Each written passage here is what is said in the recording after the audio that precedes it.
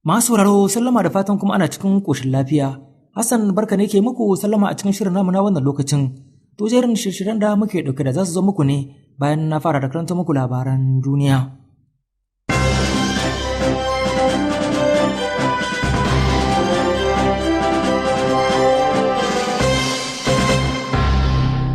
To da farko ga muhimman kanin labaran.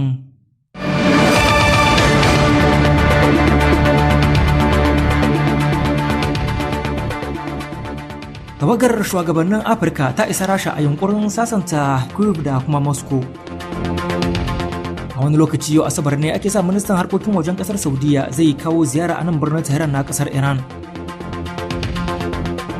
'Yan bindiga sun kashe mutum 25 a wata makarantar kwana da ke yammacin Uganda. To yanzu ga cikakkun labaran. Tawagar shugabannin Afirka ta isa birnin St. Petersburg na kasar Rasha, inda za su tattauna da shugaba Putin a yunkurin su na yin sulhu a rikicin da ke faruwa tsakanin kasar ta Rasha da kuma Ukraine. Su ne na baya-bayan nan da suke yunkurin yin sulhu a yakin da aka soma a watan Fabrairun bara na tsakanin Kyiv da kuma Moscow. Kasashen da ke cikin wannan tawaga su ne Zambia, Comoros, Congo, Brazzaville, Masar, Senegal da Uganda. Sai dai shugabannin kasashen Uganda da Masar da Comoros sun aike da wakilai ne. Shugaban kasar Senegal Macky Sall ya ce ba sa jin daɗin rikicin da ke faruwa tsakanin kasashen biyu, da mai cewa ba masu alakanta mu da wannan rikici.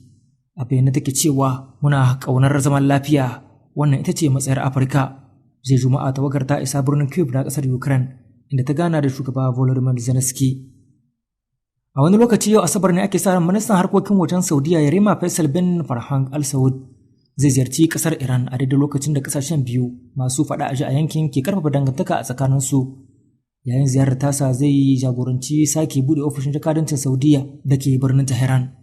A makon da ya gabata Iran a hukumance ta sake bude nata ofishin jakadanci a Riyadh, babban birnin kasar Saudiya, bisa yarjejeniyar sulhu da kasashen biyu suka cimma a shiga tsakanin kasar Sin.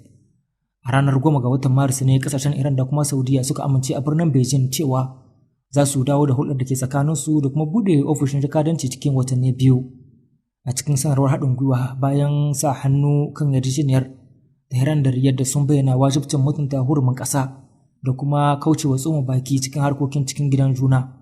Har ila yau sun amince da aiwatar da yarjejeniyar haɗin gwiwa da tsaro da aka sanya hannu a cikin watan Afrilun shekarar 2001 da kuma wata yarjejeniyar da aka cimma a watan Mayun shekarar 1998 don bunƙasa haɗin gwiwar tattalin arziki, kasuwanci, zuba jari, fasaha, kimiyya, al'adu da kuma harkokin wasanni. To labaran duniyar na fito muku ne daga nan Radio Hausa biyu wacce daga birnin Tehran. Rahotanni daga Uganda na cewa mutane akalla 15 ne suka rasa rayukansu yayin wani hari da wasu mayaka da ake dangantawa da masu ikirari da sunan jihadi suka kai kan wata makaranta a yammacin kasar.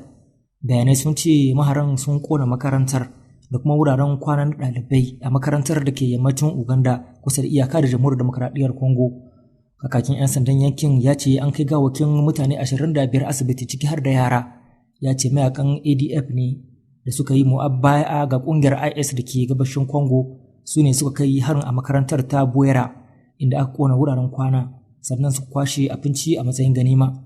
Bayanin ya ci gaba da cewa akwai ma wasu ɗaliban da har yanzu ba a gansu ba, a yayin da sojoji da 'yan sanda ke farautar maharan. Majalisar Dattijan Amurka ta tabbatar da mace musulma ta farko Nusrat Jahan Kuluduri a matsayin mai shari'a a babbar kotun tarayya ta ƙasar. Nusrat, wadda ba Amurka ya ce 'yar asalin Bangladesh, ta kai labari da ƙyar a ƙuri'ar da sanatocin suka kaɗa, inda ta samu mutum 50 suka zaɓe ta yayin da 49 suka ƙi zaɓar ta. A yanzu ta zama mai shari'a a gundumar gabashin New York. A baya Kuluduri ta yi aiki a matsayin darakta a wata ƙungiyar kare haƙƙi ta fararen hula ta ACLU. An bayyana ta a matsayin wacce ta jagoranci yaƙi da nuna wariya a lokacin da take aiki a ƙungiyar. Shugaban masu rinjaye na majalisar dattijan Chuck Schumer ya jinjina wa wannan nasara ta Kuluduri, yana mai cewa yana alfaharin gabatar da ita ga shugaba Joe Biden da kuma bashi shawarar ya yi aiki da ita.